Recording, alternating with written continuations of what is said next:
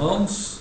Vamos ver se conseguimos acertar aqui agora, porque foram lutas aqui muito grandes nesse. Acho que agora conseguimos meio que acertar, mas foram batalhas imensas aqui para nós conseguirmos colocar no ar. Eu não sei bem o que aconteceu, mas ficamos sem sinal de transmissão, né? Então, eu acho que agora deu. Conseguimos, estava orando aqui mesmo agora ao Senhor, pedindo a sua misericórdia e a graça para que pudéssemos ter esse encontro, né? Em nome de Jesus. Então, graças a Deus estamos aqui, o sinal voltou aí da transmissão, reiniciei tudo e orando ao Senhor para que a gente pudesse estar aqui mais uma vez, né?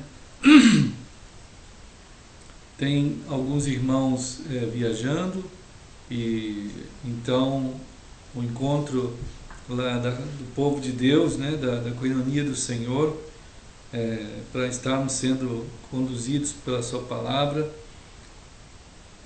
então também será na quinta, mas também conversando com alguns irmãos, assim a gente ficou de estar juntos aqui e estar transmitindo aqui essa nossa exposição à palavra do Senhor, né? E graças ao Senhor nós podemos dizer que somos dele, somos por meio dele e para ele nós somos também.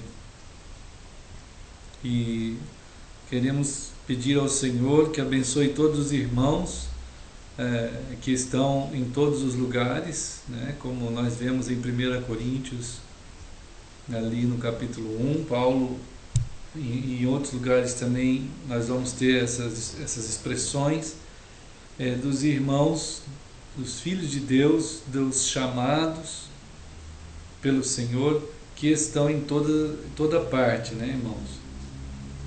E então esse espraiamento, né, essa condução do Senhor a todo o seu povo, para nós estarmos sendo movidos por toda a terra, vai cumprindo a palavra do Senhor em Mateus, quando ele fala para os seus discípulos após a sua ressurreição e junto com eles ali antes de subir ao céu, e também antes de enviar o Espírito Santo, que ficaria no lugar dele, conduzindo da mesma forma que ele a todos nós, né? Então ele fala para os seus discípulos, seus amigos e filhos e queridos chamados, de que eles deveriam estar sendo preparados para estarem sendo encontrados pelo Espírito Santo, que os conduziria a todos os lugares, né? E estando nós sendo levados e sendo alcançados em todos os lugares, então nós também, por essa graça, por essa tão grande salvação, por esse tão grande amor, totalmente doado pelo Senhor a nós, somos feitos por isso, alcançados com essa inigualável notícia tão boa da parte de Deus nos ofertada. É uma notícia incorporada, né? É uma notícia dada em Cristo. Então nós vamos poder também, tendo esse Senhor habitando em nós, pela graça do próprio Deus, fazendo de nós um povo santuário, né? Esse é o templo construído pelo Senhor, a vida de cada um de nós, né? Assim, somos feitura sua, criados em Cristo Jesus. Então, Deus está na construção do seu templo, não é um homem que constrói o templo de Deus, né? Então, quando nós estávamos nesses dias sendo chamados pela palavra lá em Efésios, vamos, né, continuando esses pensamentos que o Senhor nos faz saber também, e pensar, e saber, e viver, e por isso não sendo enganados, né?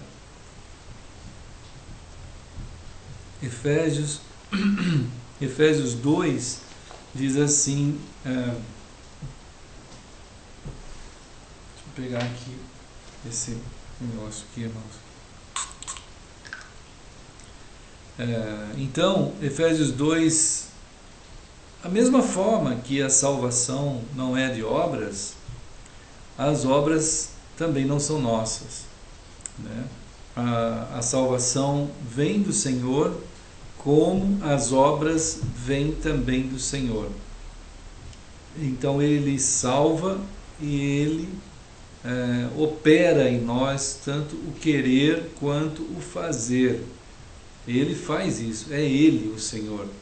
E assim nós, naquele respeito e dignidade da presença do Senhor em nós vamos sendo chamados a também fazer, né, essas obras que estão surgindo do plano do coração do Senhor, né? Isso não surge de um planejamento humano.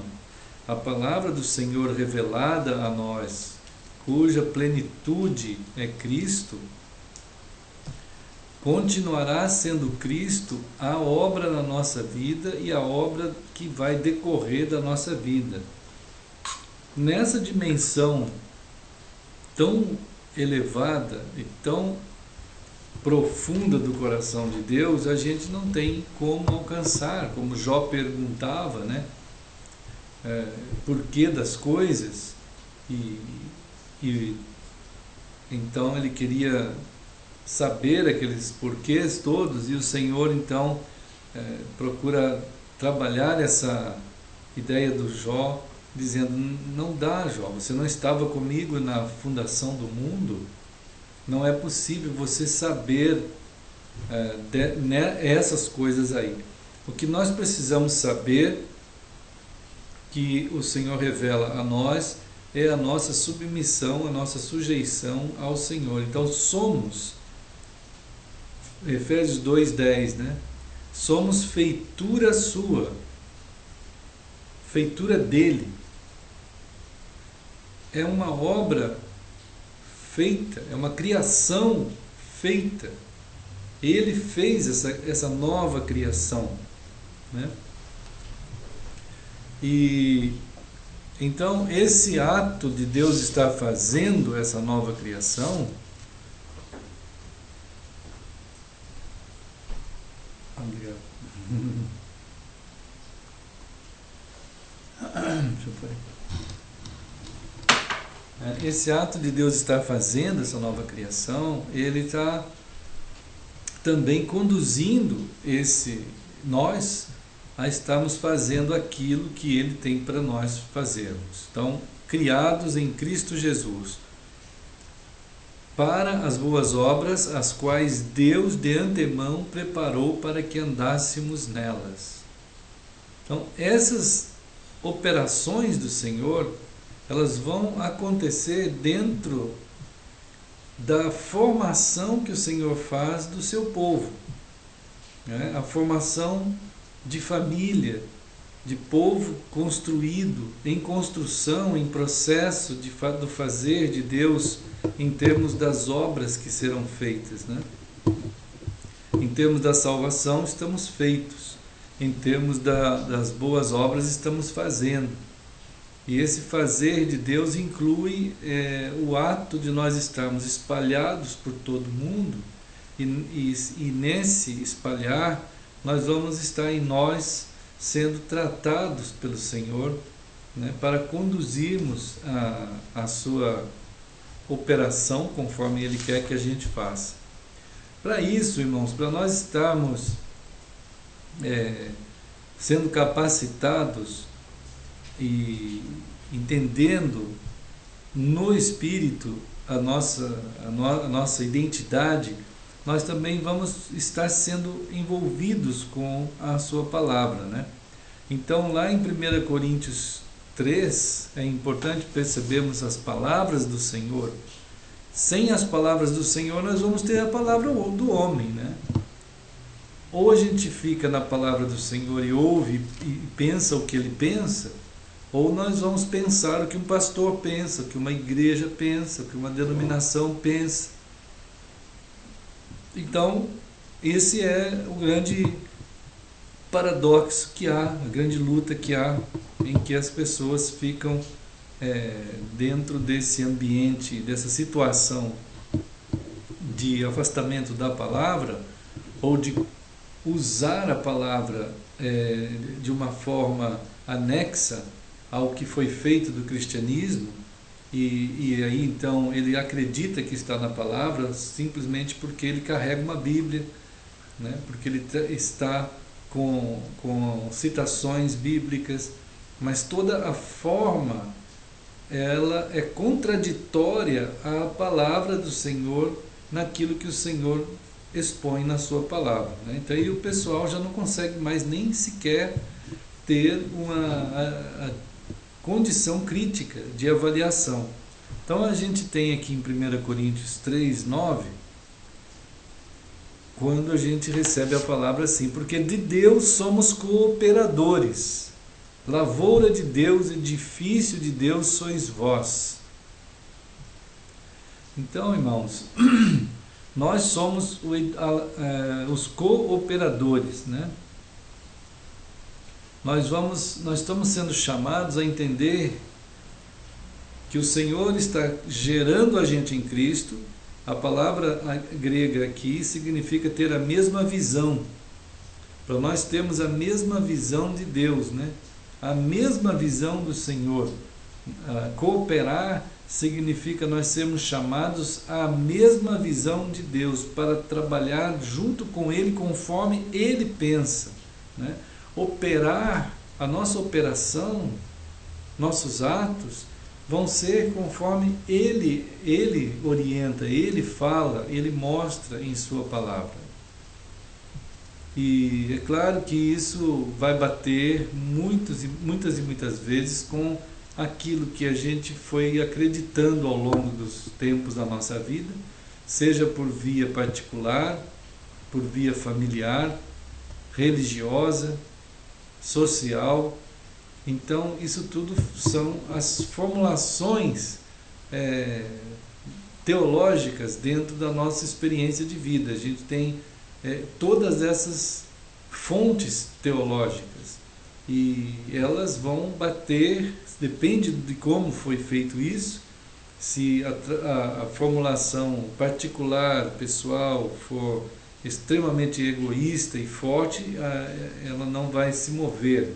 Se formou uma tradição a partir da formulação da tradição familiar, a pessoa também não vai se mover.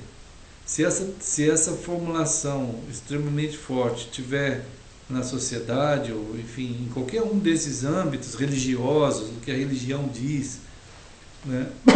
Então isso também a pessoa não vai se mover. Então são vários elementos que impedem, são contraditórios à palavra, mas que dentro daqueles corações daquelas pessoas fazem são adversários da palavra, né? E aqui está afirmando que nós somos chamados para ter a mesma visão de Deus, e não Deus ter a mesma visão nossa, a mesma visão do vizinho, do amigo, da religião, denominação, da sociedade, dos planos de cada um. Isso não é assim. Isso é uma sedução e um engano. Então, a palavra de Deus também, na palavra cooperadores, nós somos chamados a essa sinergia, né? Sinergos. Sinergos é exatamente a mesma visão de Deus, e não Deus se adequar à nossa visão. Também ele diz assim para nós: olha, nós somos chamados a sermos cooperadores, né? Cooperadores, lavoura de Deus, né? Então é Ele que trabalha em nós, né? Somos uma fazenda de Deus. A palavra ela tem a ideia de um campo. A gente é um campo. Deus quer mexer conosco, Ele quer trabalhar, arar a terra do nosso coração. Com a sua palavra Ele quer semeá-la, Ele quer plantá-la em nosso coração, para que essa palavra gere o fruto que seja conforme a própria palavra, né? Esse campo que nós passamos a ser, né? E esses trabalhadores desse campo que nós somos também chamados a ser.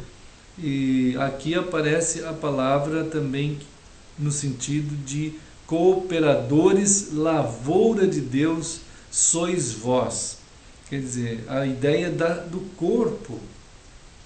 Então, é bem verdade que por causa de todo esse aparato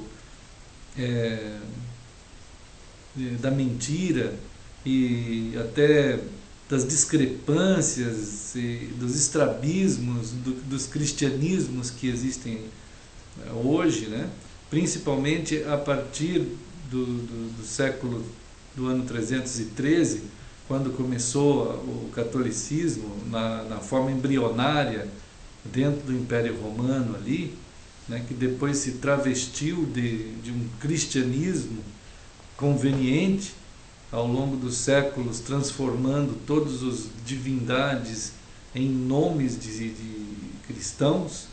Então simplesmente eles trocaram de identidade com o nome dos cristãos para poder manter o mesmo Império Romano, né?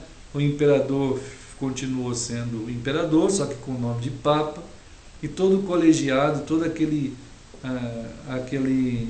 conjunto de líderes do Império Romano ali, toda aquela hierarquia que havia no Império Romano, chamou-se de igreja.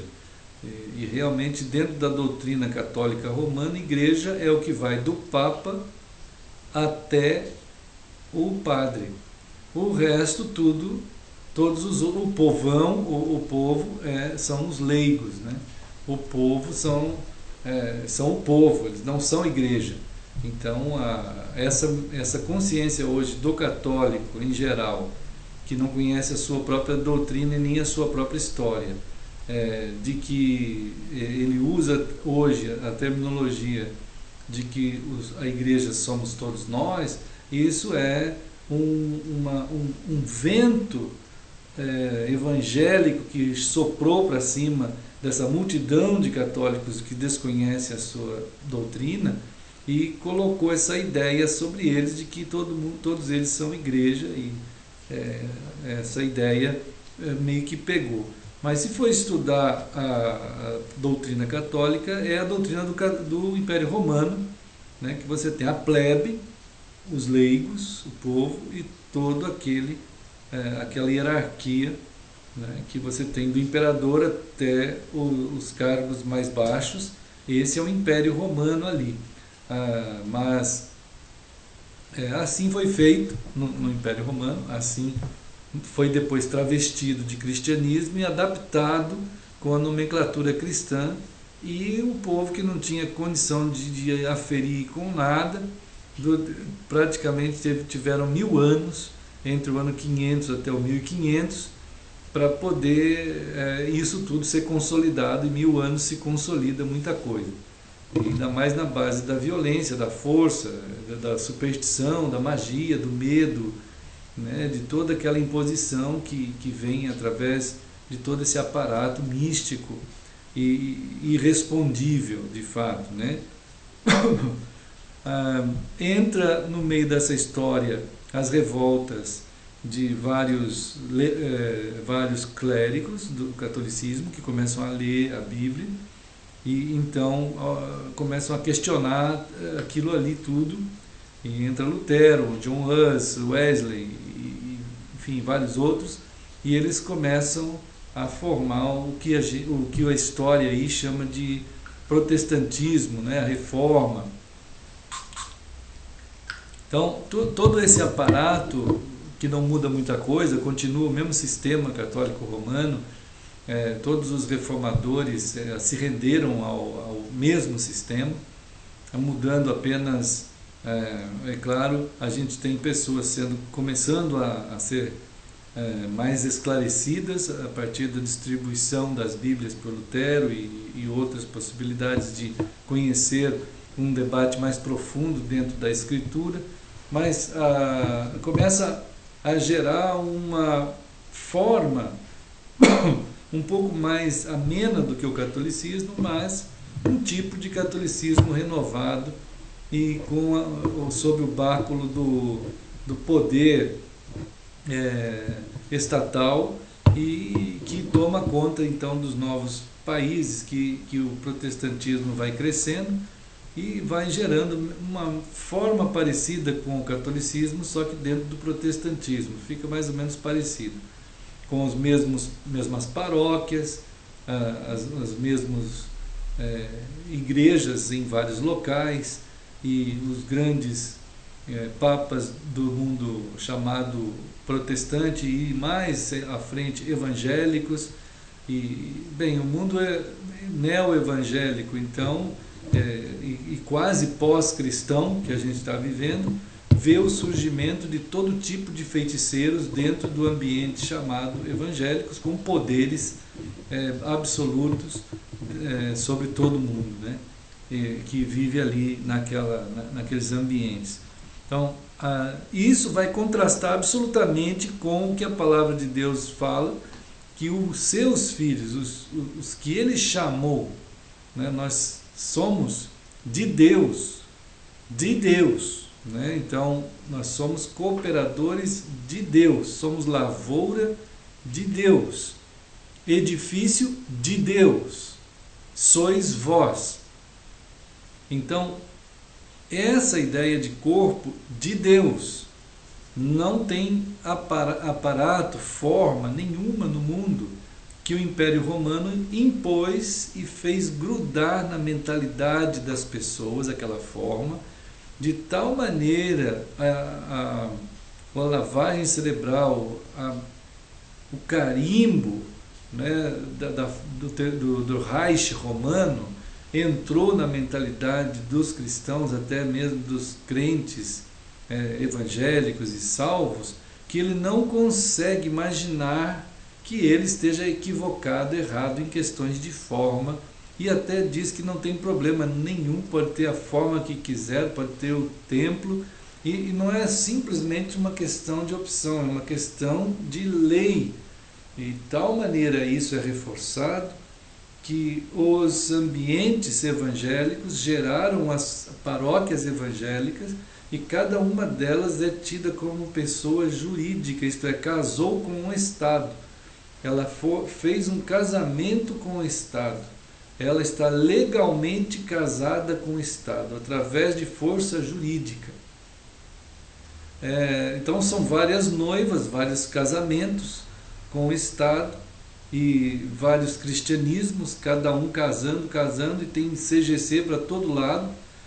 Cada um é tido como de fato uma igreja única, independente. Isso é uma aberração, é uma contradição atrás da outra, né? E o pessoal não consegue ver, e esfacelou-se realmente na prática e depois na mentalidade dessas pessoas, dos cristãos, que já não conseguem mais perceber a unidade do ponto de vista de Deus.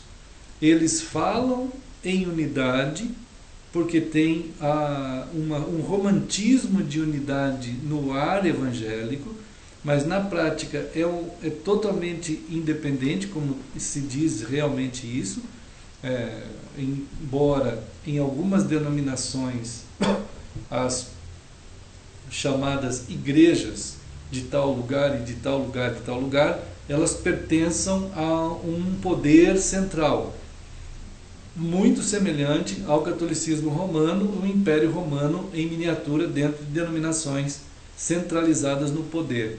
E aquelas que afirmam que esse poder não existe, o poder se torna local, absolutamente local, com todo o poder estabelecido ali, né, para aquela comunidade local, baseado no estatuto, nas assembleias 50% mais um, e isso também é algo fictício, porque quando o poder maior das convenções desses grupos chamados independentes locais, ou de alguma maneira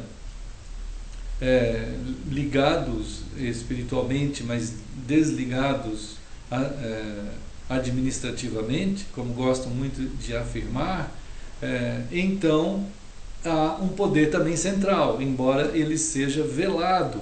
A ingerência ela é velada e, no entanto, todas as pessoas estão ligadas dentro desse aparato de domínio de um poder central, maquiado com uma aparente suavidade na forma como lida com isso, né? Então, essas coisas todas são tristes demais, né? A gente vê o que está acontecendo, as pessoas não se dão conta de que esses aparatos são fundamentos satânicos e que são tomados por esses fundamentos. Cresceu a grande meretriz de tal modo que os cristãos se envolveram na grande Babilônia, estão dentro dela, fazem parte da grande meretriz. O Senhor chama todos os seus, que são seus, e que estão dentro desse tipo de mentalidade, a sair disso, como nós já vimos várias vezes em Apocalipse, né? Quando o Senhor, entre tantas coisas que estão acontecendo no dia escatológico, um desses acontecimentos é esse, né?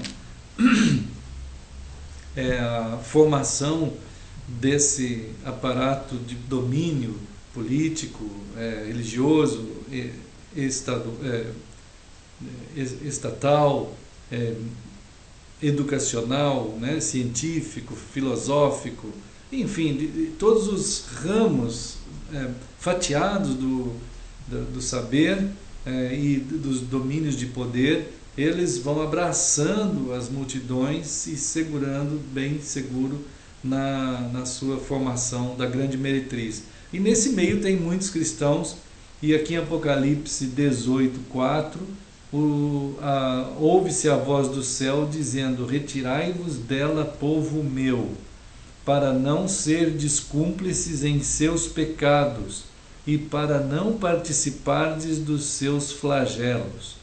Então o Senhor avisa, né, por muito um chamado aos chamados, uma busca dos seus para sair disso aí, porque de fato isso não existe, esse aparato, nenhum deles. Fazer esse não significa absolutamente ir contra, fazer movimentos de rebelião, fazer guerras, como nós vemos Jesus caminhando no meio do império e romano ali, no meio do império judaico e de todos os seus aparatos de reis e todas as suas leis, todas as suas crenças. Ele está passando por todo aquele meio e procurando chamar as pessoas. Realmente o rebanho é pequeno, poucos são chamados. Mas aqueles que são chamados são cooperadores, passam a ter a mesma visão de Deus. Nosso coração está sendo chamado a ter a mesma visão de Deus. e não de uma denominação e tudo isso que a gente falou aí, mas ter a mesma visão e sermos o campo em que nós somos trabalhados e trabalhamos. É o campo da lavoura de Deus e os lavradores de Deus, né? E nisso somos também chamados de edifício de Deus, né? Esse edifício, o oikodome, é algo que está em construção, é algo que está em ato de estar sendo construído, né? É um processo que está acontecendo. Quer dizer, o Senhor está em operação em nós. E nós estamos no Senhor, sendo por Ele construídos, pelo Senhor. A mentalidade do nosso tempo, principalmente do século XIX para cá, impôs um tipo de mentalidade que ela não aceita receber absolutamente tudo de Deus. Ela tem que ter a sua própria formulação, ainda que seja meio a meio, vamos dizer assim. Deus coopera com metade do saber e o ser humano metade. No máximo é que o homem consegue dar essa chance para Deus, no máximo. Porque em geral, o normal é 51% de ações da vida para o homem e 49% para Deus. E aí vai diminuindo para Deus. E de modo tal que quem opera, quem faz a vontade, ainda que esteja orando, todo mundo, bom, agora nós vamos orar para Deus nos abençoar, para formar uma denominação. Então, e o pessoal ora por aquilo, para ter uma igreja em tal lugar. O pessoal ora por aquilo. Quer dizer, a obra é aqui, quem que acrescenta os que vão sendo salvos é o Espírito Santo. Ovelha não gera ovelha, isso é um absurdo, isso gera em bicho. Bicho gera bicho, mas um crente ele não gera crente. A gente cansou de falar a vida inteira que filho de crente não é crentinho. Mas a gente fala isso a vida inteira, mas na prática a gente quer que o crente gere crente. Quer dizer, essa é uma aberração quase imutável na cabeça dos crentes, ele não vai tirar nunca.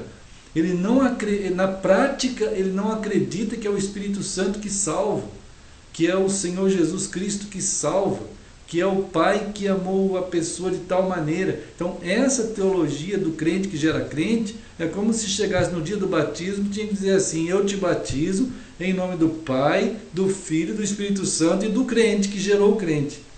Então, isso é totalmente absurdo, né? Ele não usa essa fórmula no batismo, mas ele faz isso. Ele interfere nisso, ele faz curso de evangelismo, ele faz curso de mentoria, ele faz curso de igreja mãe que gera igreja, né? E esse tipo de prática, ela anulou, ela aniquilou, ela se tornou herética, ela destruiu a relação com o Senhor, porque o Senhor não entra nesse tipo de coisa. E as pessoas estão sendo salvas pela misericórdia do Senhor e estão sendo afetadas profundamente quando são tomadas por esse tipo de formulações e de estruturas montadas. É muito difícil para que o crente hoje em dia, o cristão, a pessoa que é de Cristo, mesmo já o salvo, ele de tanto receber essa informação, essa lavagem cerebral quase soviética, ele consiga pensar, ter uma busca como lá em Bereia aconteceu, né? Nós sempre temos lembrado do que aconteceu na mente daqueles irmãos lá de Bereia, porque isso aqui é extremamente relevante. A nobreza dos irmãos, a condição de permissão da palavra na vida deles, para que a palavra julgasse tudo. Diz aqui em Atos 17:11 que os de Bereia eram mais nobres que os de Tessalônica, pois receberam a palavra com toda a avidez examinando as Escrituras todos os dias, para ver se as coisas eram de fato assim. Então, o que resulta da palavra, ela tem a estética, ela tem a ética, ela tem a moral, ela tem os atos, as realizações, as construções, precisam ser conforme absolutamente o modelo da palavra. E os de Bereia, eles tinham no coração que tudo o que eles estavam vendo e fazendo tinha que ser conforme a palavra.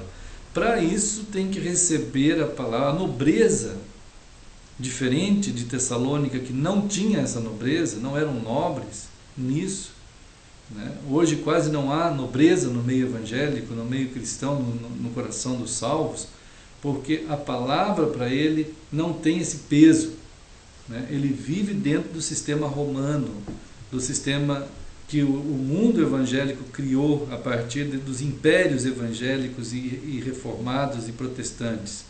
E o catolicismo, então, não dá nem para comparar mais, porque o catolicismo é o Império Romano. Então, não, é muito triste de ver isso, porque a multidão de não salvos lá dentro é quase absoluta, né? Porque o corpo doutrinário do mundo católico já afirma que ninguém é salvo, né? Não tem salvação. Você primeiro, para ser salvo, precisa de 7 sacramentos.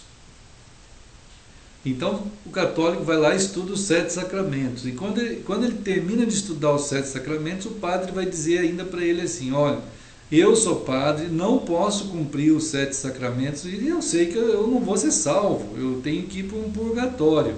E vocês também, vocês até podem, porque vocês podem se casar, eu não posso, sou proibido pela minha meu próprio império, não me deixa casar. Aqui, no entanto, aqui nos 7 sacramentos diz que tem que casar, mas eu não posso, eu que sou o líder não posso.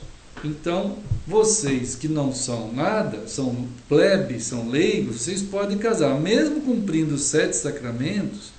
Depois que vocês morrerem, vocês ainda vão para o purgatório, e para sair de lá ninguém sabe, entre aspas, só Deus sabe. Agora, se você for estudar a doutrina do purgatório, então é uma aberração muito grande, parece uma ficção que não dá nem para acreditar, né? Mas, no entanto, o pessoal acredita, porque ou não se sabe nem se acredita, ele vai indo como uma massa manobrada, fazendo as missas de 7º dia, de 30, de 1 ano. E dizia um professor meu assim, ele era padre, depois ele se converteu pela palavra misericordiosa de Deus que alcançou o coração dele. Ele dizia assim que as pessoas entravam lá na igreja dele, na paróquia dele, e dizia assim: o padre Aníbal Pereira Reis, a gente vai, nosso parente foi morto, ele morreu, ele está no purgatório, tem que fazer uma missa? Tem. Então fazia a missa. Quanto que é? Tanto. Aí tal. É o mundo inteiro pagando missa para o morto. Então é uma fonte de renda absurda e todo mundo critica o mundo evangélico, realmente é um absurdo isso que está aí, é um engano absurdo, mas a doutrina católica, ela beira a insanidade absoluta, né? E o pessoal paga as missas para os mortos, quer dizer, é um negócio louco, absurdo, a mente ficou tomada já por aquilo, mas pela afetividade, pelo coração, e até por uma crença que acredita-se que isso daria algum resultado lá na questão do morto. Quer dizer, Cristo não vale nada, né? Ou vale, mas não vale, porque tem que pagar a missa. Cristo é Cristo, mas tem a co-redentora, que é Maria. Então Cristo é mais ou menos bom, tem que juntar com Maria, porque aí ajuda na salvação. Não, mas aí depois ainda tem o purgatório. Então, quer dizer, é uma diluição absurda, que é melhor nem pensar para você não pirar. Aí a pessoa vai lá, paga e tá bom. Aí passou 1 mês, passou 2, vai 1 ano, e vai indo assim, vai missas e missas e missas. E às vezes contava ele lá, que o pessoal brincava entre eles de uma situação assim, que determinada pessoa chegou lá perguntando, falando que o tal parente tinha falecido, e que estava no purgatório, mas ele queria saber se ainda estava. Aí o padre fazia lá, se retirava, voltava, ele ainda está no purgatório, meu filho. Então, tá, mais outra missa, e vai indo. Até que um dia, depois de tanto falar assim, ele disse assim, e agora? Ele está lá ainda? O padre falou, pera um pouquinho. Ele tem uma perna no purgatório. Ah, mas qual perna? A direita ou a esquerda? Ele falou, a esquerda. Ah, então ele já saiu, porque ele não tinha perna esquerda. Então, o Aníbal, ele falava isso pra gente com muita dor no coração, porque ele dizia assim, servia certas coisas quase como uma piada, e era uma coisa absurda, né? Porque não tinha sentido nenhum da verdade. E as pessoas acreditavam nessas coisas. E enfim, outras. Então, já o catolicismo então vive disso, né? As pessoas sendo enganadas, enganando, aquela quantidade. E o mundo evangélico, que em algum momento esteve mais próximo da Bíblia, cada dia que foi passando, foi ficando mais distante, né? Embora uma centralidade em Cristo tenha sido o louvor, vamos chamar assim, desse tempo, né? Mas foi chegando a períodos recentes que isso foi diluído também. Cristo é apenas um domesticado, um cachorrinho. Cristo pega, Cristo senta, Cristo deita, Cristo rola, e Cristo faz, Cristo não faz, vai embora, volta. Então, e daqui a pouco nem se fala mais em Cristo, agora já é centralizado no poder pessoal daquele homem que fica ali na frente, utilizando os seus paramentos, e todo mundo ali querendo o suor do cara, a voz do cara, tá perto dele, ou ouvir o que ele tem a dizer. Então o absurdo se estabeleceu, né? Se instalou. Então chega um tal momento que, para encontrar uma nobreza desse tipo de Bereia, é extremamente raro, em que a pessoa vai ser tocada pela palavra de Deus e vai fazer da palavra de Deus a sua referência absoluta, acima de tudo e de todos. Quer dizer, precisa haver no nosso coração avidez pela palavra, receber a palavra com avidez. Nós somos chamados pelo Senhor para receber a sua palavra, não é? É preciso que o nosso coração queira isso. Receber a palavra significa examiná-la todos os dias. Isso é vital, é algo vital. Eu estou ouvindo, estou me tornando íntimo. O Senhor e eu, nós estamos nessa relação. Somos um corpo, somos um povo que estamos sendo formados pela palavra do Senhor. É essa palavra que há de nos conduzir. Que a condução significa ver se todas as coisas são conforme a palavra. Se não for, não aceito, né? Não é possível. Quer dizer, você tem a orientação segura de Deus para a tua vida, né? Para ver se as coisas de fato eram assim. Quer dizer, de fato é fatual. A nossa vida é chamada para realizações daquilo que é vontade do Senhor. E se não é, a gente não aceita de jeito nenhum, né, irmãos? Então, lá, né, 1 Coríntios, que a gente estava lendo, nós somos cooperadores, então, do Senhor, lavoura do Senhor, edifício de Deus. Ele está construindo em nós. Não é nós que temos que comprar templo para construir, torná-lo sagrado, com pedra fundamental, com oração. Isso é uma feitiçaria que foi sacramentada e é aceita veladamente para não parecer que é uma idolatria, espiritualizado aquele momento, e as pessoas praticam atos de feitiçaria com uma espiritualidade maquiada. Então é algo assim que se deslocou do centro do coração das pessoas a palavra. As pessoas se deslocaram da palavra, né? E então somos então de Deus. O edifício de Deus somos nós. Onde que está o edifício de Deus? Onde? Em nós. E estando em nós, o que deve acontecer é que a minha vida não vai procurar um edifício. Ah, mas e se crescer, e se crescer? Mas não, essa pergunta jamais acontece no tempo do Novo Testamento, da Escritura, da Palavra, jamais. Porque a questão está simplesmente entendida, fechada. Somos nós o edifício de Deus. Ele está trabalhando assim como somos, fazendo em nós sermos assim como somos, o edifício dele construído em nós. E assim como estamos e somos, vamos estar juntos nos determinados, nas casas. Por isso que a palavra edifício, né, que é oikodome, também é da raiz de oikos, que é casa, família, um lar, um ambiente familiar em construção com as estruturas correspondentes de uma casa. Quer dizer, nós somos feitos a casa de Deus, no sentido de casa mesmo, né? Como se nós, na nossa família, no ambiente natural da nossa casa, acontece a edificação da nossa casa. Nossos filhos são edificados em casa, então é a casa que edifica a casa é edificada na casa, não pode ser feita em outro lugar.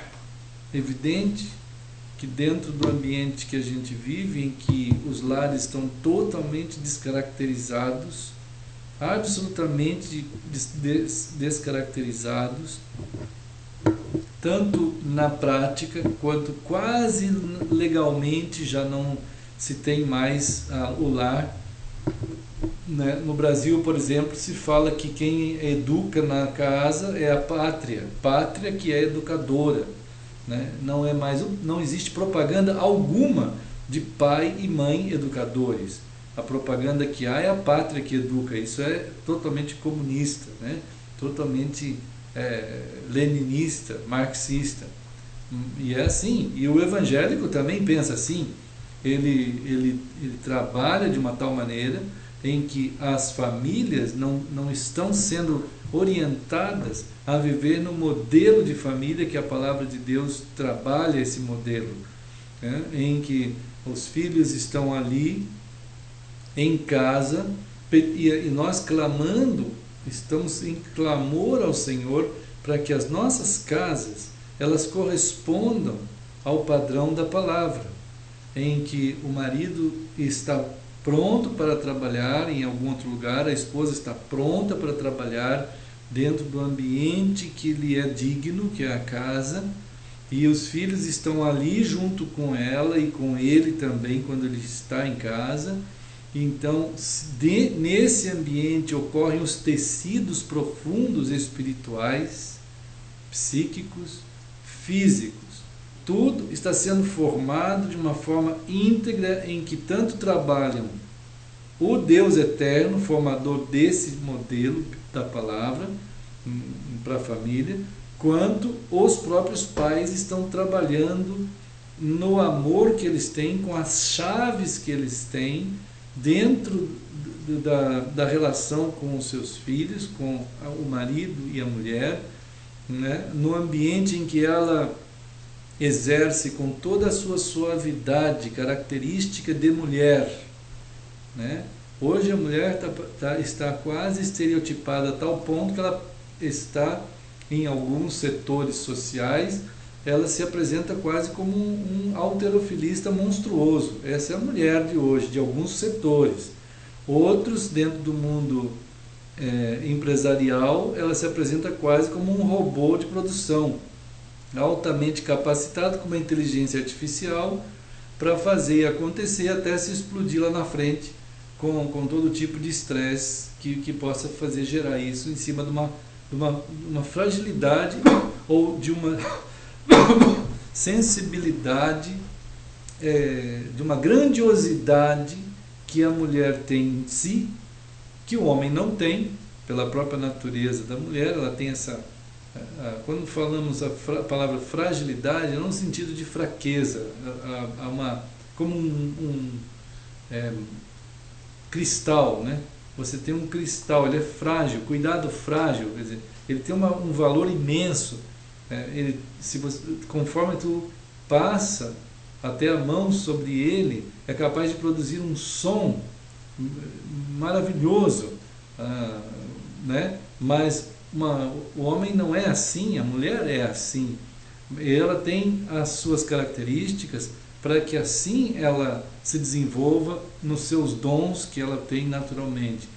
É evidente que nós somos uma geração que muitas mulheres têm sido alcançadas pelo Senhor, e dependendo do grau de envolvimento dentro desse ambiente já formatado assim por mais de um século, e o que era antes era também equivocado do modo como estava indo, mas gerou na mulher várias revoltas, e também pelo próprio homem que não cuidou adequadamente. É extremamente complexa a destruição do lar, mas aconteceu de modo tal que lar é apenas um lugar praticamente onde se deita para dormir, comer, embora cada um para o seu canto, filhos para um lado, marido para o outro lado, mulher para o outro lado, depois todo mundo se reúne, dorme, de novo assim vai, todo o tempo, e as estruturas profundas não são formadas, não são.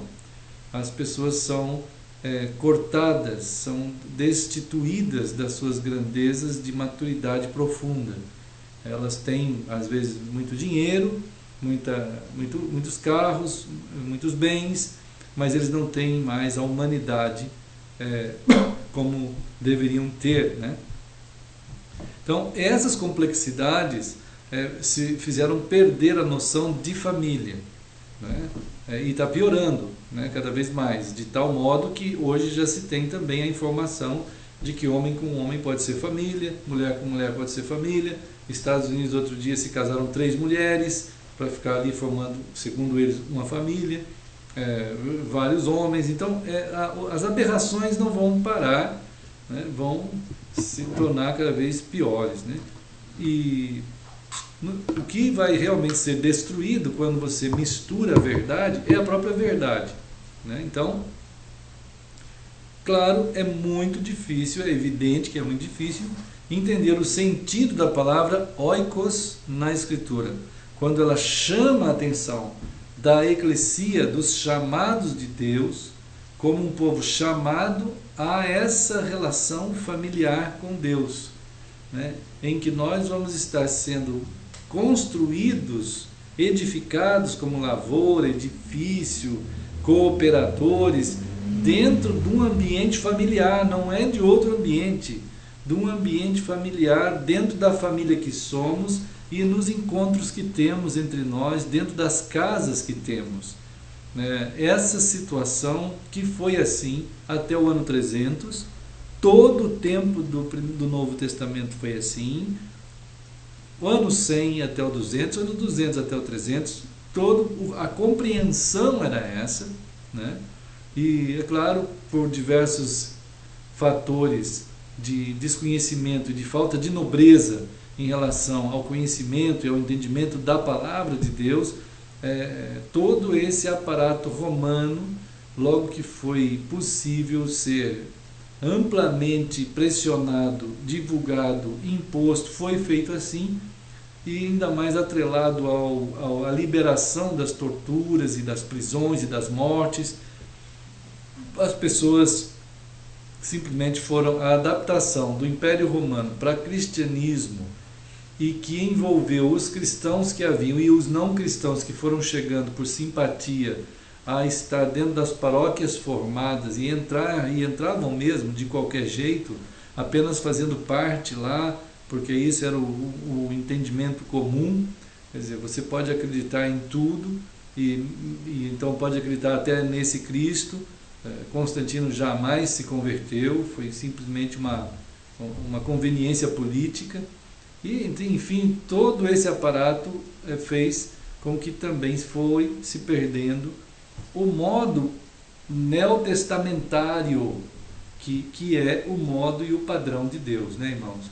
Então, esse chamado de 1 Coríntios 3,9 né, que impõe a nós, né, esse confronto, vai nos fazer pensar se de fato estamos sendo cooperadores, pensando os mesmos pensamentos de Deus, se estamos sendo campo de trabalho de Deus, se estamos sendo edifício de Deus ou de qualquer tipo de denominação ou tipos de igrejas impondo suas vontades e suas formas, né? Porque realmente são formas que são impostas, né? A forma oikos, que está aqui no oikodome, essa forma familiar, ela, para os cristãos, em muitos deles até, eles dizem, não, mas isso é verdade, a igreja somos nós, a casa de Deus somos nós, aqui esse templo é porque não tem outros lugares para reunir, eu tenho que ter um lugar amplo para todo mundo vir. As justificativas são assim, né?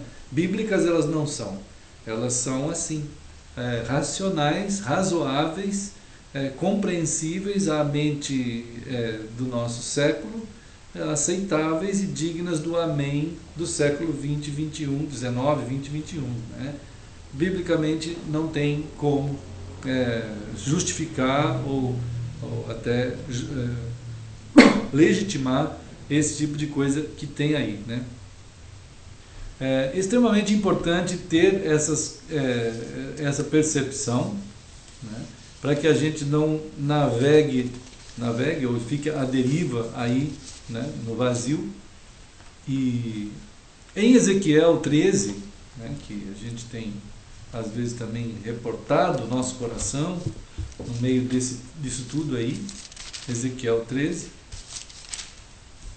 a gente tem uma palavra do Senhor sobre aqueles pastores, aqueles profetas de Israel que estavam profetizando falsamente em Israel, né? Irmãos, a quantidade de pessoas, de pastores e de profetas, aqui nesse caso, que se levantam falando aquilo que não é da palavra, né? Da palavra de Deus, é muito grande. Ezequiel 13 diz assim: veio a mim a palavra do Senhor, dizendo, filho do homem, profetiza contra os profetas de Israel. Então, havia uma quantidade de profetas em Israel que estavam recebendo uma advertência de Deus. Né? Por quê? Porque eles estavam profetizando, exprimindo, né, aquilo que vem do coração deles. Quer dizer, não vem de Deus. Né? Aí o pessoal aplica a palavra de Deus em cima do aparato que não é de Deus e das formas que não estão na própria Bíblia, e são tão ousados para dizer que aquilo tudo é de Deus, e não é, né? É da produção do coração humano. Assim diz o Senhor: ai dos profetas loucos que seguem o seu próprio espírito sem nada ter visto. Quer dizer, a visão das coisas de Deus, só a palavra de Deus pode mostrar. E quando ela mostra, nós temos que obedecer. Então, ai daqueles pastores, profetas, líderes que seguem o seu próprio espírito. Né? Então o pessoal ainda tem a ousadia, uma parte aí dos cristãos, em dizer, olha, mas Deus revelou para mim que é isso e aquilo outro. Né? Então as pessoas têm ainda a ousadia, o absurdo de afirmar que Deus tem revelado a eles nesses dias. E a palavra de Deus, que é a revelação de Deus, ninguém quer saber o que diz a palavra do Senhor. Essa é a palavra do Senhor. O profeta de Deus está sendo chamado a ir contra os profetas de Israel, porque eles não estavam na palavra do Senhor. Hoje acontece a mesma coisa. Qualquer visão, qualquer revelação, qualquer tipo de gente que dorme lá na madrugada ou dentro de algum ambiente histérico de juntamento de gente, começam a dizer que está tendo visões ou revelações, são coisas extremamente, ou são histerismos espirituais, ou são manifestações espirituais satânicas sobre aquelas pessoas e eles caem como patos nisso, né? Ou são interesses puramente exóticos e até eróticos, muitas vezes, né, que essas pessoas têm para gerar um certo prazer mórbido nessas atitudes que tomam, né? O profeta de Deus é chamado a falar a palavra de Deus. Essa palavra de Deus que está aqui, por incrível que pareça, ela pode ser até lida. Ela é lida. Muita gente se torna doutor na leitura do texto, como pode ser doutor em qualquer outra coisa. Mas ouvi-la como palavra de Deus, ser lido por ela e fazer como está aqui, aí já é uma distância da fé bastante grande, né? Ou bastante pequena, mas é da fé. Ele difere no sentido da centralidade. Fé como aquilo que eu sou movido a viver o que está escrito. Então, ai dos profetas, os teus profetas, ó Israel, quer dizer, o povo de Deus estava ouvindo pessoas que não eram de Deus. Hoje está assim. Uma quantidade imensa de cristãos estão ouvindo pastores que estão levando eles a continuar fazendo o que as denominações dizem, né? O que o modo denominacional mantém, o que as assembleias dizem, o que as convenções determinam, o que os programas de determinação denominacionais impõem, fazem a ingerência sobre as campanhas. Em cada mês tem uma campanha para alguma coisa. Quer dizer, todo esse aparato que é movido e criado pelo coração humano não tem nenhuma dessas relações com a Escritura. Mas o pessoal está fazendo. Os teus profetas são como raposas entre as ruínas. Tiveram visões falsas e adivinhação mentirosa. Os que dizem, o Senhor disse, quando o Senhor não os enviou, e esperam o cumprimento ainda dessa palavra. É extremamente bizarro isso, né? Minha mão será contra os profetas que têm visões falsas e que adivinham mentiras. Não estarão no conselho do meu povo. Não serão inscritos nos registros da casa de Israel, nem entrarão na terra de Israel. Sabereis que eu sou o Senhor Deus. Né, irmãos? Então, as advertências estão aí da palavra do Senhor. Chegou a tal ponto o povo de Israel, que nós já vimos outro dia aqui, eu preciso compartilhar mais uma vez com os irmãos, e em João, né, no capítulo, Jesus conversando com o povo, o pessoal lá de Israel, né, João capítulo 8, nós temos um encontro, né, de Jesus com todo aquele pessoal lá de Israel. João 8. Então, nessa conversa, Jesus está falando sobre ele, né? Sobre a verdade. Se vocês permanecerem na minha palavra, vocês serão meus discípulos. É impressionante a dificuldade que os crentes têm de se converter. A coisa mais difícil que tem é a conversão de crentes. Porque ele acredita que ele já está certo e não tem nada que vai mudar aquela mentalidade. Ele não muda.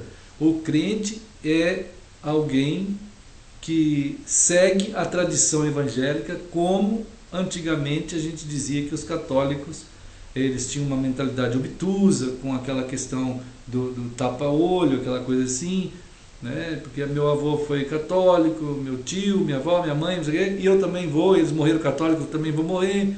Hoje está assim, o meio evangélico é igual, ele não abre para examinar a Escritura de maneira nenhuma, né? Então, se vós permanecerdes na minha palavra, permanecer na palavra de Jesus, quer dizer, você vai deixar tudo como Jesus disse àquele jovem.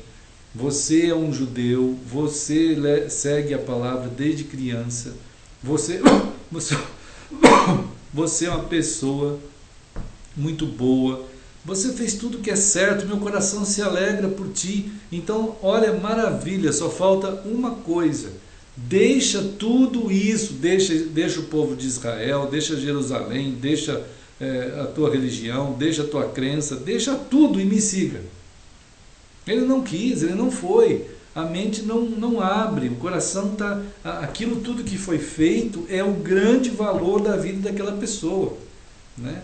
É a tradição daquela denominação, é aquela identidade denominacional, como dizem por aí, que a pessoa tem que saber que ele tem que ter uma identidade em Cristo, né? Mas o povo chega a tal ponto de confundir e até igualar Cristo com a própria denominação. E sendo que Cristo é uma coisa, isso tudo é outra coisa, então você tem que deixar isso tudo para seguir a Cristo. Será que é difícil? Que ponto da palavra eu sou o caminho, a verdade e a vida, os crentes ainda não entenderam, né? Qual é o ponto desse texto que eles não entenderam? Eu, disse Jesus, eu sou o caminho, a verdade e a vida. Se vós permanecerdes em mim. Qual é a dificuldade de entender isso? É uma dureza de coração que se estabelece, infelizmente. E as pessoas talvez possam ser tocadas, talvez possam refletir, mas elas não conseguem mover os seus pés para fora disso, elas não conseguem sair disso. Apocalipse clama: sai disso, povo meu, sai dela, sai dessa grande meretriz, povo meu. Está misturado com tudo que não é de Deus. Na prática, né? Esse povo não tem a identidade em Cristo, ele tem a identidade denominacional bem garantida, com a bandeira e tudo, né? E ainda afirma que é tudo a mesma coisa, todos são... É uma aberração absurda, uma contradição afirmada, né? Mas o pessoal não consegue examinar a Escritura para ver isso como está dizendo o Senhor. Assim foram também os judeus, né? Jesus disse: vocês verdadeiramente serão meus discípulos se vós permanecerdes na minha palavra. Então a pessoa de Jesus e a palavra dele são a mesma coisa, né? E não pode ser mudado. Eu creio em Jesus, mas tudo aqui, cada um tem uma palavra, cada um tem uma doutrina, tá tudo bem, não tem problema. Esse crê um pouquinho assim, o outro um pouquinho assim. Espírito Santo para esse é isso, para aquele é aquilo. Igreja é isso, igreja é aquilo. Pode ser desigrejado, pode ser igrejado, pode ser entubado, pode ser desentubado. Uma coisa absurda. Pode ser qualquer coisa, né? Qualquer coisa serve. E a gente está tudo em Cristo, gente, tudo em Cristo. Vamos fazer a ceia do Senhor aqui. Então é uma aberração, uma atrás da outra, né? Mas é algo seríssimo e que prende o coração das pessoas em algo falso. E não é só isso. O que não é de Cristo. Quando você está em algo que não é do Senhor, você vai estar em algo do diabo, né? Jesus, então, quando esses estavam afirmando para ele, que ficaram bravos com Jesus, dizendo: nós não somos bastardos, nós temos um pai, lá no versículo 41, né? Nós temos um pai, o nosso pai é Deus. Então Jesus disse: olha, se Deus fosse de fato o pai de vocês, vocês estariam prontos para me amar. Nota que amar a Jesus significa amar a palavra, ficar nele, deixar tudo aquilo, não ficar crendo naquelas coisas mais.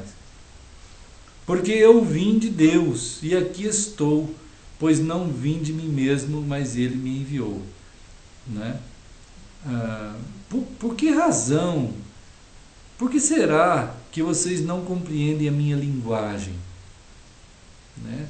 Então, existe uma linguagem de Cristo sendo falada, mas o coração da pessoa está endurecido, então a linguagem não passa para dentro dele, a ponto de movê-lo como moveu Mateus, como moveu Pedro, como moveu aqueles chamados. Não está movendo, ele fica, só porque tem escrito na frente lá de algum prédio, igreja, ou o que você é, eu sou dessa denominação, eu sou daquela. Ele não deixa isso nunca, ele não vai deixar. Simplesmente está tudo misturado, mas ele ama aquilo, ele ama mais do que a Cristo. Esse amor é maior do que a Cristo, ele não deixa, né? Então esse mal não é simplesmente uma opção, ele não simplesmente está ali porque ele está optando, é porque ele está servindo a um Senhor. E Jesus disse aqui no versículo 44 que a razão, né, deles não compreenderem a linguagem de Jesus é porque eles já estavam incapazes de ouvir a palavra do Senhor, né? Eles estavam lendo a Bíblia, mas não era a palavra do Senhor que estava chegando a eles, porque a palavra do Senhor faz aquilo que ela fala, produz aquilo, tira a gente, arranca a gente daquilo que não é, né? E a gente vê pela palavra de Deus que aquilo não é, examinando a própria palavra, a gente vê. Não importa se isso aconteceu, se foi tradição de reformador, de protestante, de sei lá quem, de qualquer época, depois do período neotestamentário, de pais da igreja, de vô da igreja, tio da igreja, sobrinho da igreja, primo da igreja, não tem nada a ver com nada disso. A gente tem que estar vendo o que Cristo diz, né? Então, como o pessoal é muito liso, os doutores teólogos são extremamente lisos para escapar da firmeza da verdade.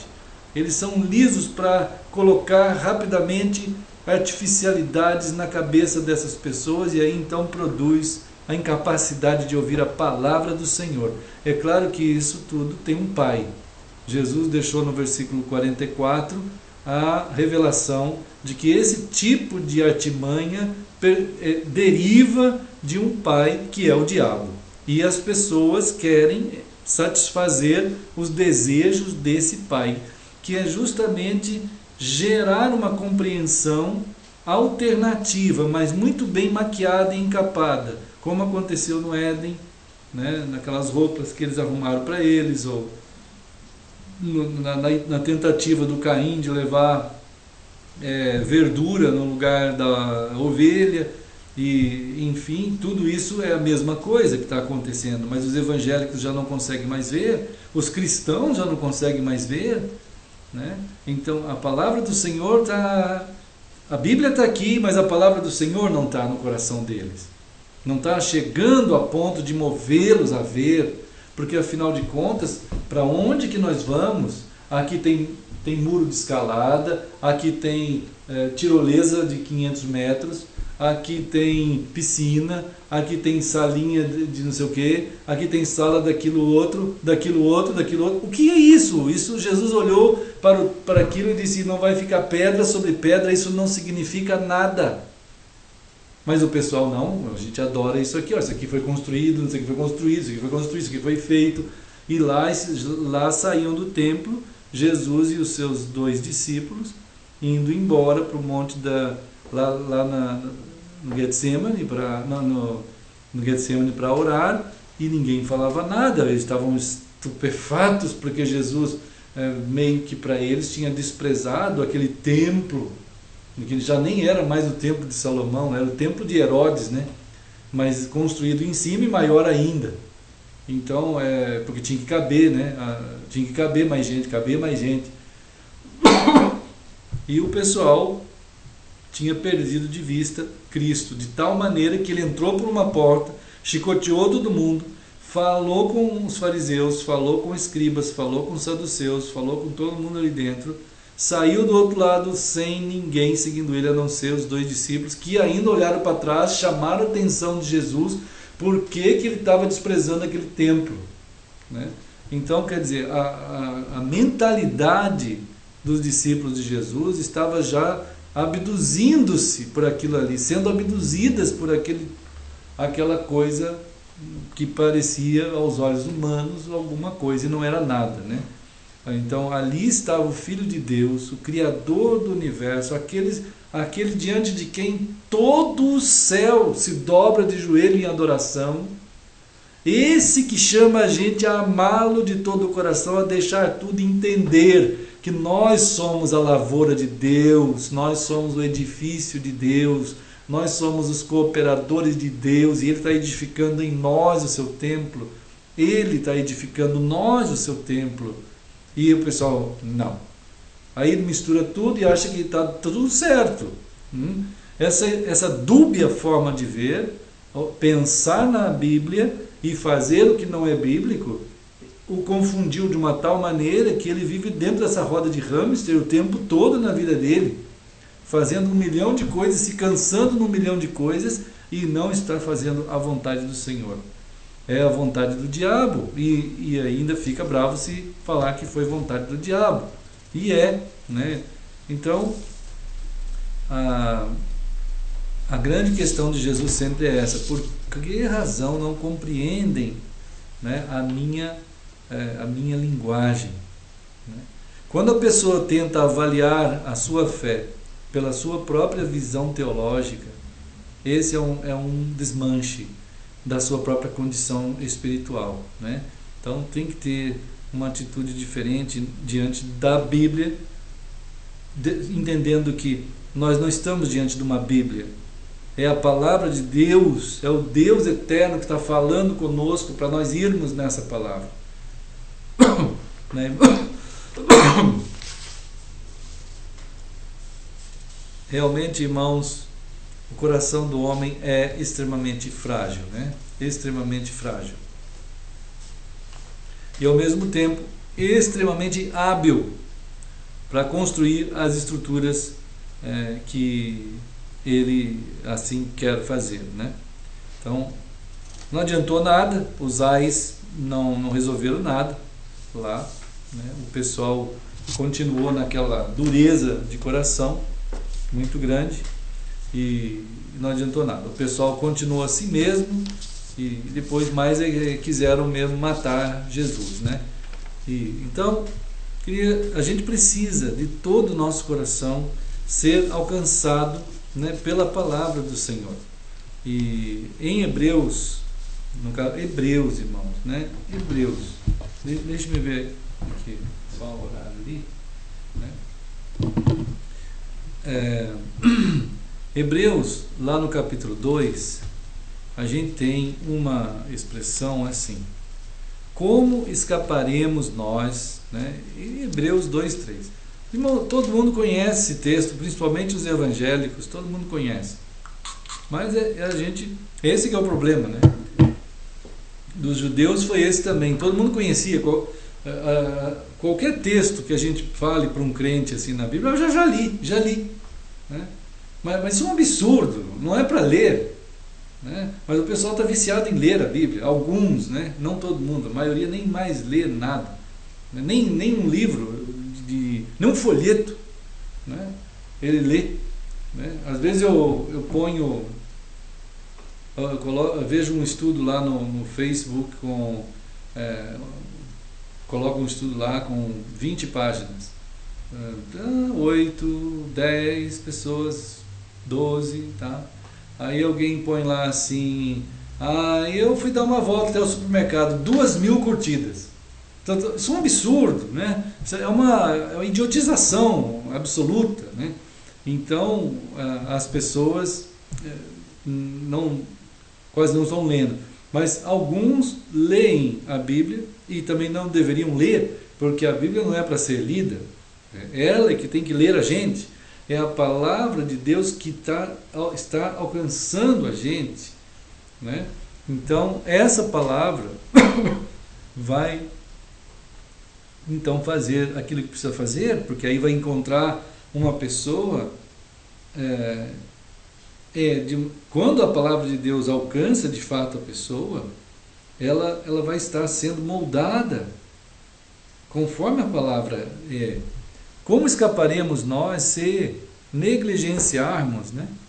Como escaparemos nós se negligenciarmos tão grande salvação, né? Tão grande salvação.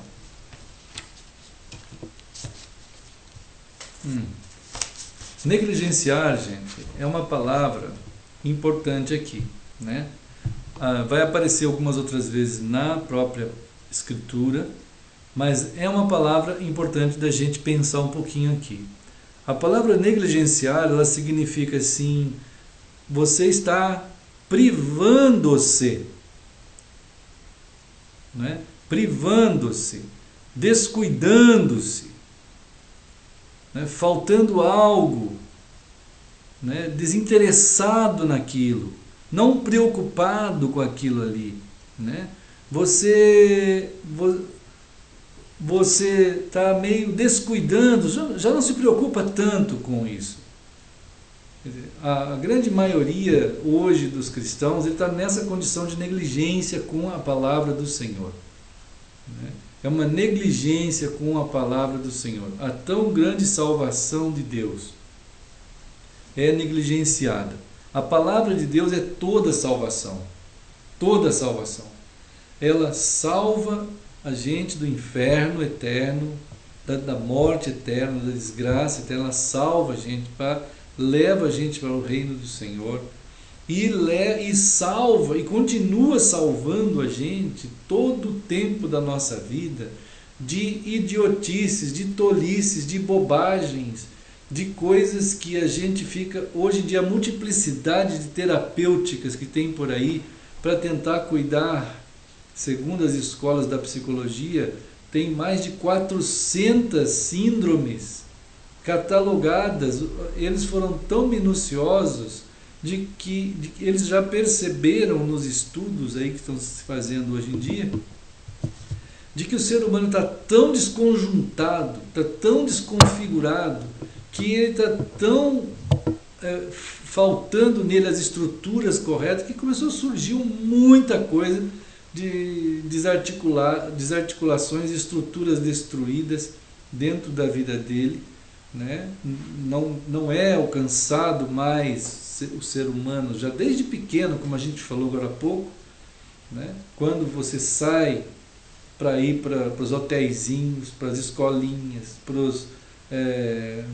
os chiqueirinhos, para os jardinzinhos, é tudo bonitinho, lá tem o tio, e tem a vovó, e tem a mamãe, e tem o tio da titia da outra, e fica tudo lá naqueles aparatos, e ali ele tem o psicólogo, ali ele tem o capelão, ali ele tem todo mundo ali em volta dele, o médico, o dentista, e não sei o quê, mas ele não tem a mãe nem o pai, né? Não tem a mãe nem o pai.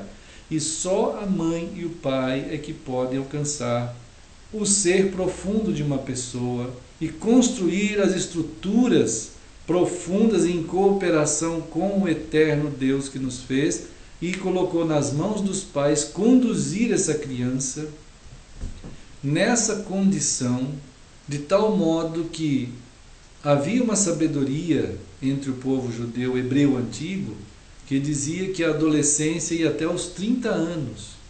E de fato há muita verdade nisso. E a palavra de Deus afirma em Lucas que Jesus,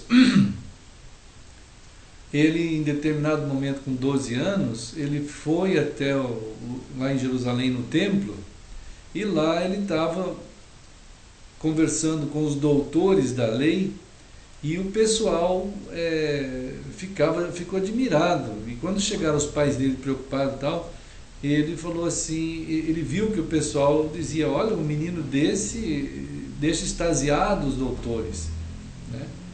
Mas a palavra de Deus diz que Jesus crescia em estatura, em sabedoria e em graça diante de Deus e dos homens. Isso acontecia onde? Qual era a escolinha que Jesus ia? Qual era o jardinzinho, o hotelzinho, sei lá o que, qual que era? Não tinha nenhum lugar desses, era a casa do pai dele, né? O carpinteiro, lá na cidade dele, simples, naquela vila simples, junto com a mãe dele, aquela moça cheia de um coração afetivo e de amor e de fé em Deus, em que comungava absolutamente com o seu pai, ou com o seu marido, amoroso como ele era, os dois naquela casa, aquela singeleza, aquela simplicidade de vida, Jesus ali junto com eles, crescendo em amor, em estatura, claro, em sabedoria, no saber de Deus e em graça diante de Deus e dos homens, na apresentação da sua vida, né? E então são estruturas sendo formadas e que vão conduzindo uma pessoa a uma condição de maturidade e de firmeza, e que vai estruturando ele como gente nessa vida, né? Assim também Deus está chamando a gente a essas estruturações, né, que começam em casa e continua em casa, na casa de Deus, construindo a gente como família, nesse ambiente, em que nesses ambientes familiares do Senhor, sem qualquer outra intervenção, de qualquer outra forma, os cristãos vão recebendo um tecer do Espírito Santo, que não tem ambiente de empresarial eclesiástico, por mais bem montado que seja no sentido humano de ver as coisas, de falar, de poder estruturar, que possa comparar com esse tipo de construção de Deus, de edifício de Deus. Não tem, mas o pessoal teima em fazer. Então, é evidente que estão desprezando a grande salvação do Senhor. Não, às vezes não é a salvação eterna em Cristo, mas as outras salvações. Uma vez Jesus disse assim: quem perseverar até o fim será salvo. Ora, sabemos que a salvação eterna não se perde, mas é possível que as outras salvações a pessoa seja colhida naquele meio, se ele não colhida pelo mal, se ele não tiver uma sabedoria, uma edificação em si mesmo, uma estruturação, em crescimento, em estatura, em sabedoria e em graça diante de Deus e dos homens. Essas operações da palavra que vão salvando a pessoa ao longo da vida até o fim, a maioria dos cristãos tem negligenciado, né? Quantidade de cristãos hoje que bebem, a quantidade de cristãos que mancomunam com os aparatos oferecidos pelo diabo no mundo, né? Que acham que está tudo bem, não tem problema. Olha, pastor, isso aqui não vai me levar para o inferno, mas é claro que não vai. A pessoa está salva em Cristo, mas as salvações que você teria por não mancomunar-se com aquilo, você não vai ter. Quer dizer, depois, quando atingir a pessoa, porque aquilo que é do mal, ele está enraizado não apenas no mal, mas no diabo. Em 1 Coríntios 10, numa das coisas talvez, vamos dizer, muito simples e que não, mas ao mesmo tempo tão perigosas, os cristãos de Corinto estavam comendo pão e tomando vinho, mas eles estavam adorando não o Senhor, eles estavam adorando o diabo. E Paulo chama a atenção deles porque eles tinham perdido o foco de Cristo, né? Eles estavam reunidos como família de Deus, reunidos, a forma estava certa, o jeito todo era realmente uma eclesia de chamados, não tinha templo, não tinha denominação, não tinha nada, mas o que eles estavam fazendo ali naquele momento era chegar rapidamente para tomar aquele monte de vinho e comer aquele monte de pão, né? E Paulo chama a atenção deles que isso estava levando eles a adorar o diabo. E hoje, como que a quantidade de cristãos que surgem para tentar justificar e legitimar as atitudes mais bizarras que possam estar acontecendo por aí, isso sem contar nessas estruturas todas absurdas que não existem, né? Então, essa falta de maturidade tem conduzido sim, estão salvos, não se perde a salvação. É impossível, porque a salvação não foi operada por ninguém. Só que a operação da nossa salvação com temor e temor, que o Senhor faz em nós, muitos dos cristãos negligenciam essa operação e não permitem, porque eles já não têm nobreza para conhecerem as Escrituras de Deus.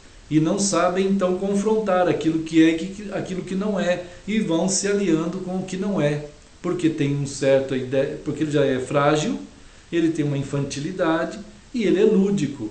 Tudo aquilo que toca nele, que ele satisfaz, é um mamá, uma chupeta, uma coisa de bebê, e no caso espiritualmente ou psicologicamente são coisas lúdicas, que ele cai e vai atrás, e aí ele se sente bem, só que ele está sendo levado por articulações diabólicas, né? Algumas com uma boa maquiagem, um artifício muito bom, mas ele não tem noção suficiente para identificar aquilo, porque ele não se preocupa com essas salvações que ele pode estar sendo salvo ao longo da sua vida. Ele negligencia a palavra do Senhor, né? Não tem como escapar se negligenciar a palavra do Senhor. Não é possível escapar, porque o diabo não brinca. E quando ele lança o dardo dele para pegar uma ideia maligna num crente imaturo, vai pegar. Quando ele joga uma isca, vai pegar. Se a pessoa estiver imatura e voltada e dentro, estruturada em cima de algo que não é, como os de Colossos, né? Que estavam adorando anjos, que estavam guardando as festas judaicas, né? Que estavam vivendo todo o aparato legalista ali, conforme relata no capítulo 2 de Colossenses, e Paulo fala: isso tudo é uma fé fingida, né? É um tipo de formulações que na hora mesmo que for necessário uma intervenção, numa batalha, em saber discernir aquilo que é do que não é, a pessoa vai cair, né? E o pensar nas coisas do alto, a pessoa já não tem esse alcance, né, irmãos? Então, todo essas reflexões assim dentro da palavra, que a palavra alcance a gente. Depois queria continuar, mas depois outra hora, né?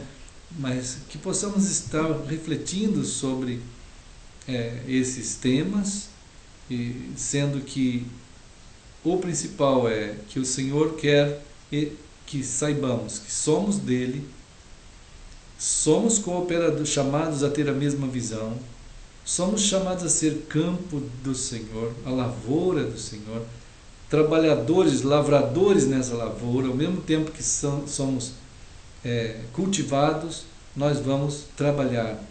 E somos então o edifício, a casa, nós somos. Então, quando a gente deixa tudo, para muita gente, como aconteceu comigo em determinado momento, não estou me citando como exemplo, mas simplesmente como uma miserabilidade que pela graça de Deus nos permitiu em determinado momento ser tocados pela palavra, em perceber assim: puxa vida, mas isso é da palavra, isso precisa ser seguido, e para isso não tem lugar qualquer outra coisa que não seja da palavra. E tanto aconteceu com outros irmãos que a gente tem encontrado em Campinas, São Paulo, São Bernardo do Campo, em Nova York, lá na Alemanha, né, lá na Califórnia, aqui no estado de Santa Catarina, e talvez e certamente em outros lugares, como Paulo fala, né? Assim tem sido feito pelo Senhor, somente que esse rebanho é pequeno, é um restante, são os que entram pela porta estreita, são os que saíram da grande meretriz, e o começo disso é meio estranho, porque tudo aquilo que a gente ficava grudado e grudava em nós, de repente não há mais. Então, de fato, é uma liberdade. Só que agora você vai ser dirigido pela palavra do Senhor, e não por um conjunto de qualquer formatação humana. Então, é o joelho no chão, é a maturidade acontecendo, cada dia a busca do Senhor, a cada momento é se permitir ser lido pela palavra, clamar, porque a nossa miserabilidade é muito grande, a nossa fragilidade é muito grande, a habilidade de querer escapar é muito grande. Mas o Senhor é tão bom. Mas Deus, né, irmão Tiago? Mas Deus é tão bom. E Ele vai cuidando de nós, vai levando a gente com Ele, e vai colocando, fazendo de nós o seu edifício, alcançando nossos queridos na nossa casa, né, nossos filhos, esposa, ou marido, ou amigos. Enfim, isso é algo que o Espírito Santo vai fazendo, e a gente vai percebendo quando isso está acontecendo, e também podemos, então, em nome de Jesus, ajudar essas pessoas a amar a Jesus também de todo o coração. Essa semana eu estava falando com uma pessoa, uma família inteira que se entregou a Cristo. Cada dia veio um dia veio o filho, outro dia veio a esposa, outro dia veio o marido, e a gente estava falando assim: agora vocês têm o Senhor, vocês são tão novos, vocês começaram agora, mas pastor, será que eu tenho que ir naquela igreja, naquela igreja, naquela igreja, naquela igreja? Falei: olha gente, vocês estão já sendo alcançados por esse aparato que não é bíblico. Vão para a palavra do Senhor, façam do lar de vocês o lar como de Áquila e Priscila, mas saibam que vocês estão ligados com aqueles que são cristãos, verdadeiramente cristãos, que estão em toda parte. Se liguem conosco, porque aqueles que não são do Senhor estão o tempo todo chamando para se ligar com eles. Como é que eu não vou falar para essas pessoas se ligarem conosco no sentido da comunhão familiar? Fiquemos juntos como povo e corpo de Cristo. Se eu estiver falando algo que não é da Escritura, me corrijam em nome de Jesus, mas em nome de Jesus me mostrem o que é da palavra certo, como deve ser. E nós todos juntos então vamos andar conforme essa palavra diz. Então vocês não precisam ir atrás de nada, de igreja nenhuma. Vocês são a eclesia do Senhor, trazidas para o corpo de Cristo, agora também corpo de Cristo, que estão em toda parte. Então entendam essa corporicidade, essa corporação, corporatividade, seja que nome pudermos dar, mas o fato de sermos então feitura sua, agora em Cristo Jesus, e assim com o único cabeça, conforme a sua palavra. Se apeguem a essa palavra, façam conforme está aqui, onde vocês estão vivendo.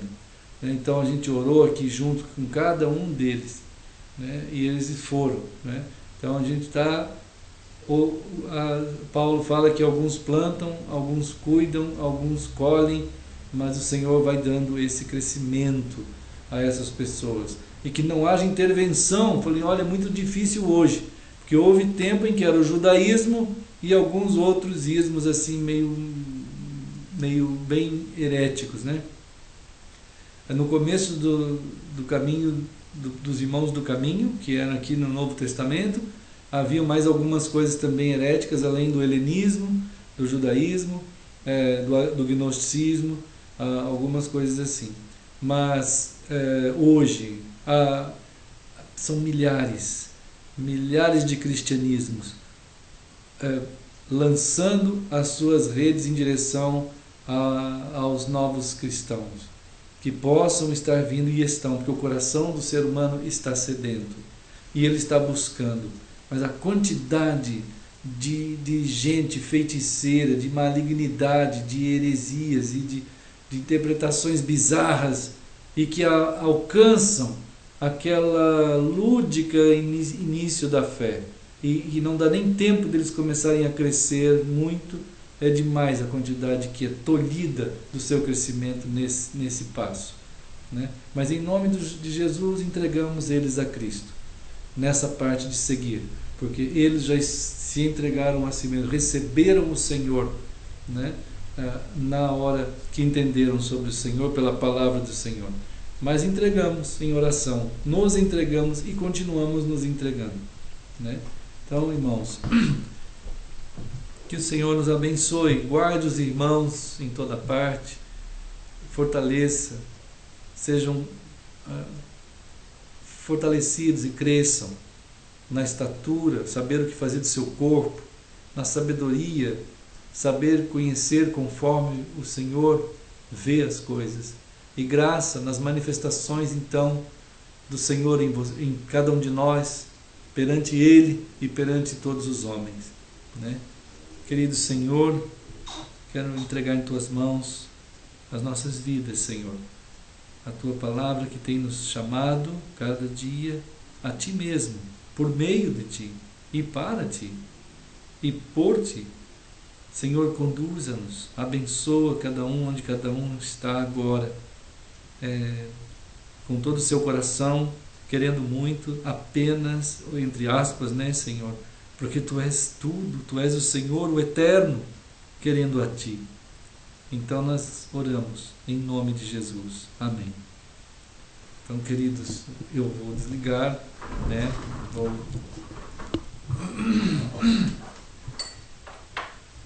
Deus abençoe. Depois continuamos e orando pelos irmãos. Acho que na quinta-feira vão estar em Campinas, São Paulo, reunidos.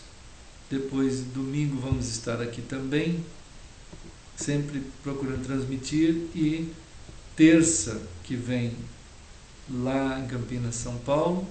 E sábado, dia 25, a gente vai estar lá no sábado, né? E em Campinas. Deus abençoe então a gente nesses pensamentos. Se assim o Senhor permitir, assim faremos em seu nome, né? Então, Deus abençoe, queridos, com saudades, em nome de Jesus.